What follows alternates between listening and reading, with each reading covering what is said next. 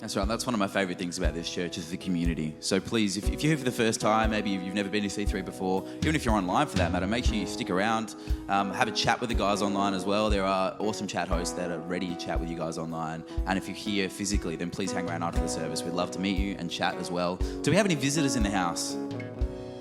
No visitors this morning? Anyone who's not been here before? Hey, there we go. Welcome. Sorry, they got the lights right in my eyes. Welcome. Where are you from? Uganda. Wow, that is awesome. Welcome. Thank you for coming this morning. It's an honour to have you here. That is amazing. We had someone from New Zealand last week and that was a fair way away, but Uganda, that is even further.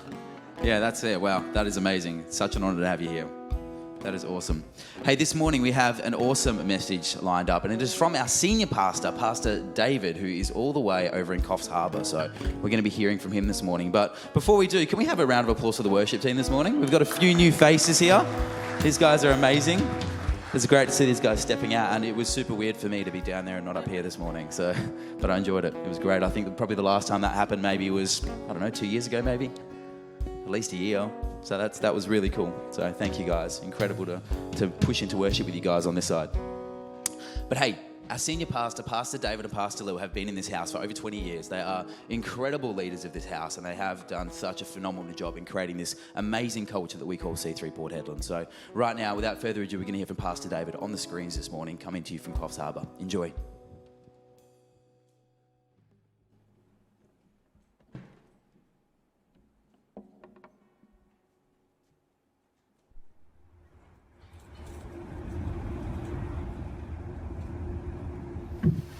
Good morning, church. How are you going? My name's David Hooper, and I'm the senior pastor of C3 Church, Port Hedland. Welcome if you're joining us online. I too am online because I am over in Coffs Harbour with Lil at the moment, and we will be seeing you back there in Port Hedland in a few weeks. We're in the middle of a series on Proverbs, and today I'm going to be launching into session 4, which is on chapter 4, and also bringing out some of my favourite Proverbs. Proverbs is one of those books that can be quite a light read. You can just jump into it at any point, and there's lots of little pieces in there to enjoy. But as we have seen and will see, there's a lot more in there than meets the eye. The title of my message today is Proverbs, Protein Bars and Bum Bags. Protein bars, bum bags, and let's jump into it.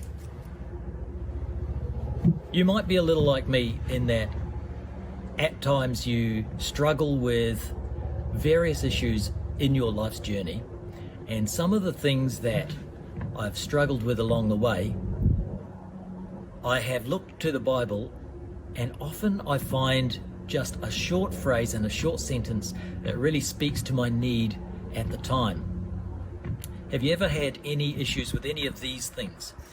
For example, dealing with irritating, obnoxious people, making smart planning decisions, deciding how to lead, how to run your life, what to do, looking for guidance from God, having well-behaved, sensible kids. We raised 3 kids in Port Hedland. They were all born there, they grew up there, and our desire for them was that they would grow up and love the Lord and continue and also do well in life, in their career.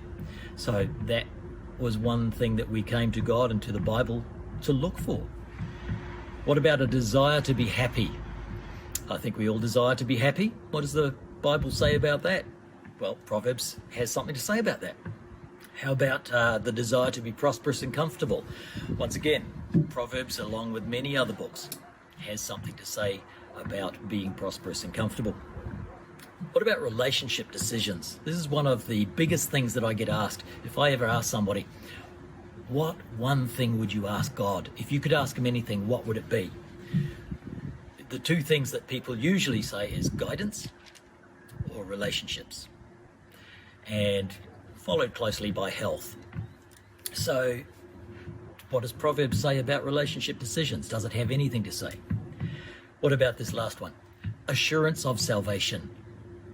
I don't know if you're like me, but there have been times in my life where I start doubting, am I going to make it? Have I followed God enough? Am I too much of a sinner? Do I keep messing up? How can I have assurance of salvation?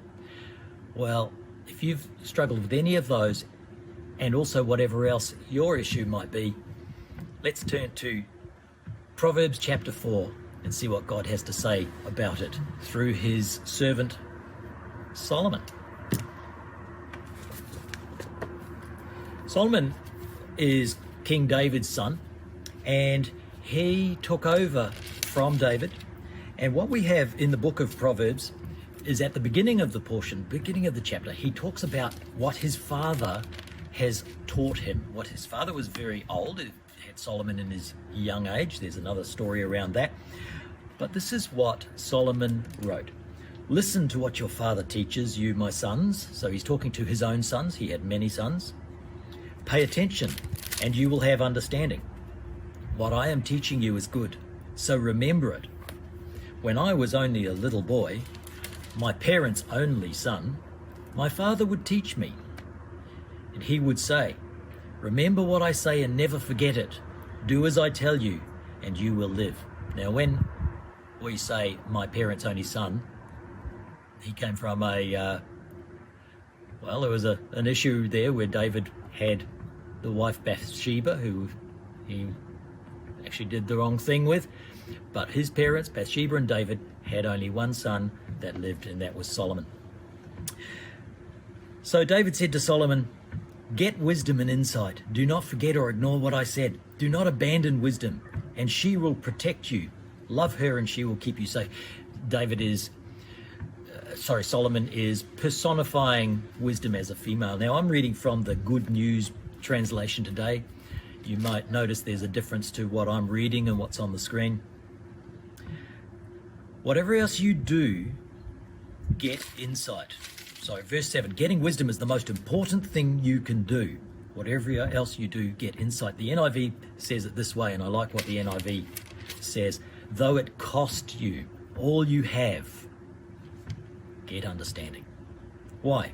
Why is what they're talking about, wisdom and understanding, why is it something so important, though it costs you all you have? I can't think of too many things in this world that are so important that you're willing to give up everything in order to get it. And so we start to understand a little bit about here, this is a big deal. God is trying to get something to us. Wisdom and understanding is a big deal, but why?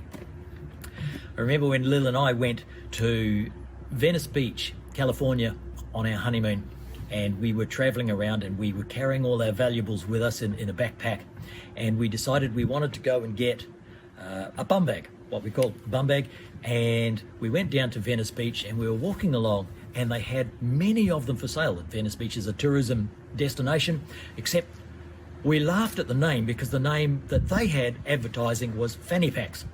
And to us and our understanding, that was just humorous, and we chuckled about that. We've never forgotten that word. It would come out in stories down the track. But the idea behind a bum bag is that you put your valuables in it and you strap it close to your body. And the reason is, if you lost your passport, if you lost your money in a foreign country, you are stuck. There's not a lot you can do. This is 30 years ago, remember. There's no phoning home on a cell phone. They didn't exist. Anyway, this is a similar thing about what has already been coming out in the earlier chapters. We heard from Jackie where one verse said, tie them around, take my words, tie them around your neck. What does that mean? Like a strangulation thing? No, it's got to do with storing your valuables. They would wear their valuables. They didn't have pockets as such, or purses or handbags. They had a pouch around the neck in which they'd keep some coins and extremely valuable documents if they needed to travel with them.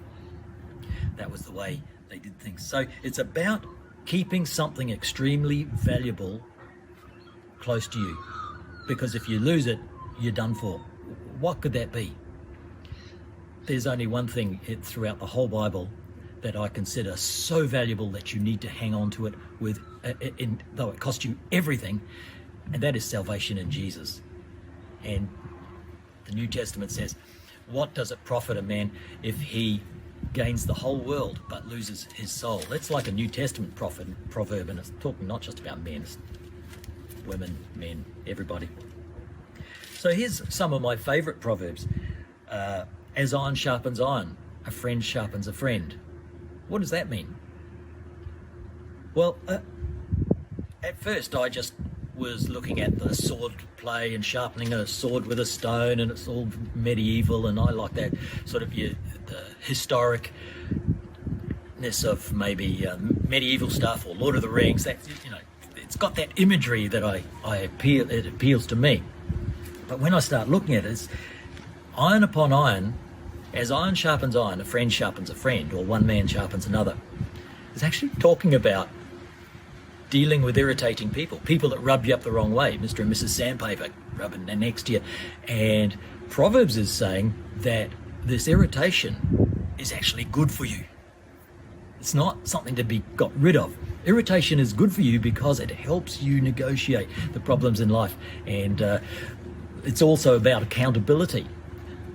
A friend, great are the wounds of a friend. So being accountable, that's as iron sharpens iron. What about this one? Planning. Plans fail for lack of counsel, but with many advisors, plans succeed. So that's talking about how do you make great plans?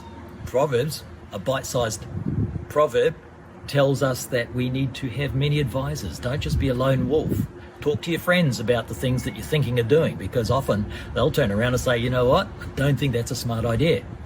I've had many of those occasions and those moments where plans that I thought were a good idea just turned out to be not quite so good. And then you've got another planning one. Commit to the Lord whatever you do, and he will establish your paths. He will establish your plans. King David was extremely good at this. King Saul, not so much. He would just make plans and then do what he wanted. King David would always stop and ask, let's call the priest, let's ask God, what should we do in this occasion? This is a proverb. It's a tiny little bite-sized portion of wisdom that you can hang on to. So that when you come across a place where you're starting to make plans, this proverb will pop into your brain, your mind. If you've memorized a proverb like this, a bite-sized portion of valuable wisdom, you can go, hang on a moment, I should pray about this. Hang on a moment, I should ask my friends this. How about this one? Wealth. We all want to be happy. We all want to live in comfort and peace. That's just, we're inbuilt with that in us. And God does want us to be happy, and he does want us to be comfortable, but not at the expense of losing our most valuable possessions. And our most valuable possession is our salvation. So here's one that speaks to that. There's lots of promises that say, give the Lord the first, and he will fill up your wine. Give him your offerings, and he will make you prosper. All that. There's lots of proverbs about that too, and they're all good and valid. But this is what we find with proverbs. No proverb is like the ultimate truth in itself. There's an understanding around it. It's generally, proverbs are what we call general truths. Now there's some that are more accurate than others, some that cover more occasions or every occasion, but for example, look at this one of my favorites too. A man's gift will make way before him. He will play before kings, or he will present before kings. I've never seen a king. I love the fact that God has given me gifts and talents, but it's never made a way for me. But as a general truth, the gift brings you before other people. There's nothing wrong with that. So we've got to understand these. But here's one about wealth, which is almost the flip side of some of the others, and yet it brings some wisdom to it. Better a little with the fear of the Lord than great wealth with turmoil. So recently I went to the Carragini Gorges, and the amazing beauty of Carragini is something to behold. It is absolutely spectacular. But standing at the top of those gorges, if I didn't have a healthy fear for what could happen to me if I fell over the edge, I wouldn't have lasted long in those gorges. If I went too close to the edge and slipped on the rocks, there were many ways to fall down and just end your life. This is precisely what it's talking about when the Bible talks about the fear of the Lord. It's the fear of getting on the wrong side of God. We don't want that. We don't want to be outside of God's protection, outside of his love. And it is a choice. You can choose to stay in the protection and the love of God, or you can step outside. And sadly, let's continue the story of Solomon. Better a little with the fear of the Lord than great wealth with turmoil. I'm going to take us back to chapter 4 here. This is Solomon continuing. Listen to me, my sons. Take seriously what I'm telling you, and you will live a long life. I've taught you wisdom and the right way to live. Nothing will stand in your way if you walk wisely, and you will not stumble when you run. Always remember what I have learned, what you have learned. Your education is your life. Guard it well. Solomon's talking about these things being so valuable that you need to guard them well, like valuable treasures, keep them close to you. And yet, the problem is that Solomon, at the beginning of his life, had this fear of the Lord that we're talking about. But as he got older, he lost the fear of the Lord, and what happened was he ended up, his heart was turned away from God. And we see that where it says, in his old age, Solomon's heart was turned away from the Lord by his many wives. He was unwise, and his foreign wives that he was told not to marry led his heart astray to the worship of other gods. He set up other gods. And so the sad thing about this story and this reading from chapter 4 is that the very man who's telling us these vital things actually didn't make it. In what we understand and what the Bible says, it looks like when we get to heaven, Solomon's not going to be there. Because while he told us to, above all else, guard your heart, verse 23, above all else, guard your heart, it seems he didn't guard his heart, and his heart was led astray by his many wives, his foreign wives. Very, very sad. And yet I just don't want that to happen to me. I want to have that assurance of salvation that I will be where King David is, with the Lord, Abraham, Isaac, Jacob, with Jesus in heaven. And I want you to be there with me. This is my heart's cry for Proverbs, or from Proverbs. But the thing is, it's not just from Proverbs, is it? I'm talking about salvation through Jesus, and Jesus' teaching is all through the New Testament. How do I link Proverbs with the rest of the Bible teaching? Well, it's like this.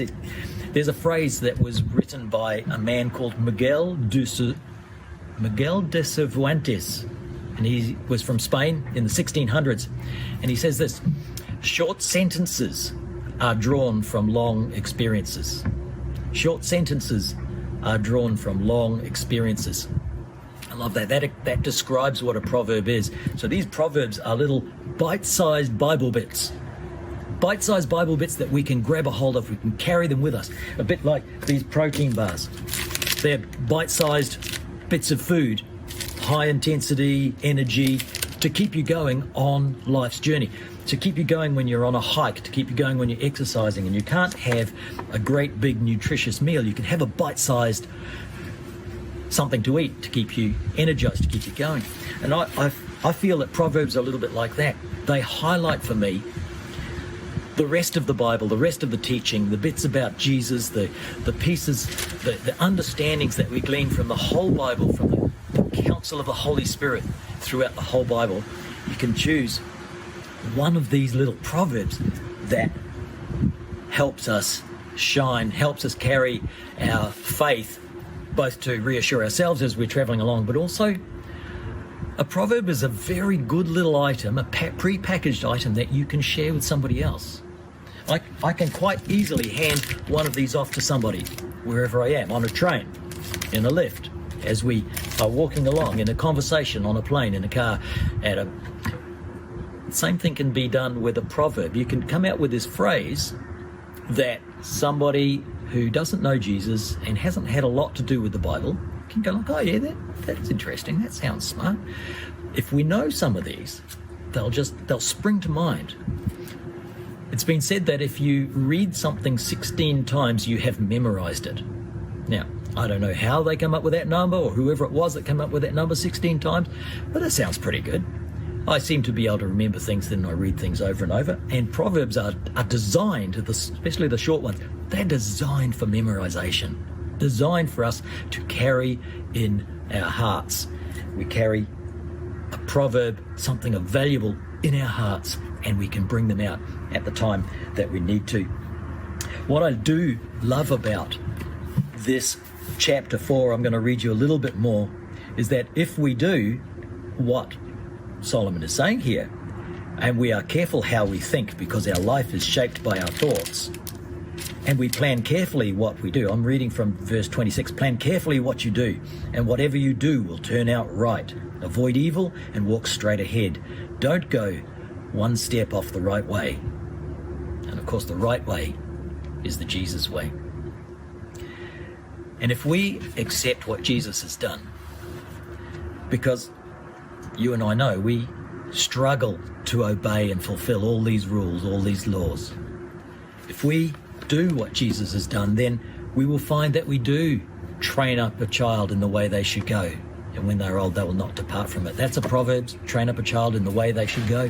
When they're old, they'll not depart from it. Well, like I said, it doesn't always happen according to the proverb, but it's a general truth that we as parents are to be training our children in the way they should go, training them as David was training Solomon here, and Solomon was training his sons.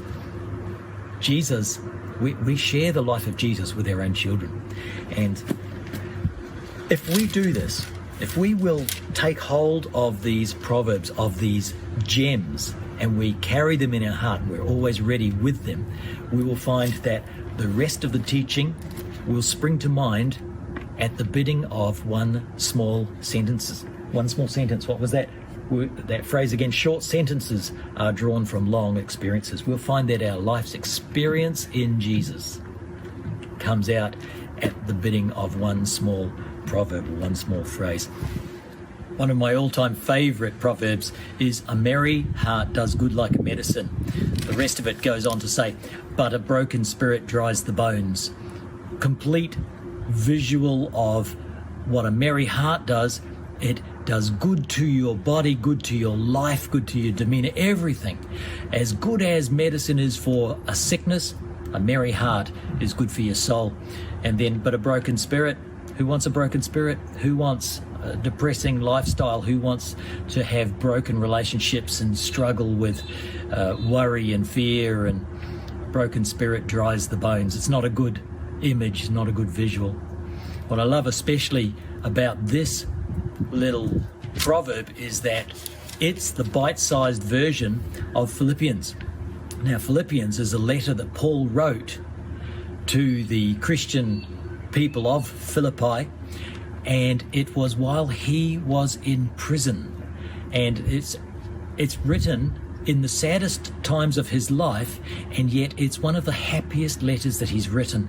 And this is an amazing thing, that Paul can choose to be joyful and upbeat and optimistic, even though he's at the stage where he's about to be executed. And listen to this. It says to this, rejoice in the Lord always, and again I say rejoice. That's Philippians 4, verse 4. The amazing thing about that, there's a couple of amazing things about that verse. Firstly, rejoice in the Lord always, and again I say rejoice. It's like rejoice is a choice. You do not have to be subject to your surroundings. And Paul was speaking from a place of authority here, because he was in prison, in chains, about to be executed, and yet he's telling people rejoice. Funny thing is the context of that verse actually comes out of a recommendation that he's telling a couple of people, a couple of women there, I believe, Euodia and Syntyche, please, I beg you, try and agree as sisters in the Lord. And you too, my faithful partner, You too, my faithful partner, I want you to help these women he's talking to, one in Philippi. So Paul is writing to tell people to rejoice in spite of the fact that they're in the middle of relationship issues and relationship turmoil. And he continues on to say how to do that. Show a gentle attitude toward everyone. The Lord is coming soon. Don't worry about anything, but in all your prayers, ask God for what you need, always asking with a thankful heart. What we have here is the bite-sized portion, the protein bar portion in Proverbs, a merry heart does good like a medicine, and then unpacked in Philippians, telling us about how we can live when we love our Lord Jesus. Fantastic stuff. What I'd love to see is your favourite proverb. Do you have one? Is there a proverb that you have enjoyed? And is there one that or an issue that you'd like to find a proverb for? Have a look through Proverbs, and I would love to receive messages from you, text message, messenger, whatever you've got, WhatsApp, and just tell me what your favourite proverb is, or what the proverb is that you'd like. You've got an issue and you want a proverb to speak into that, well then I'd like to see that too. Whether it's a prayer request, please feel free to contact me, because we're still here. We're still loving on Port Hedland and loving all our friends there, and love hearing the news and things that are going on. So this is what we will look like if we do this. It comes out of verse 18. The road the righteous travel is like the sunrise, getting brighter and brighter until the daylight has come. Proverbs 4 verse 18. The road the righteous travel is like the sunrise, getting brighter and brighter until the daylight has come. My proverb that I'm carrying with me at the moment is 23. Above all else, guard your heart. God bless you this day. I'm going to pray for you. May you prosper and be in health, even as your soul prospers. You have a great week.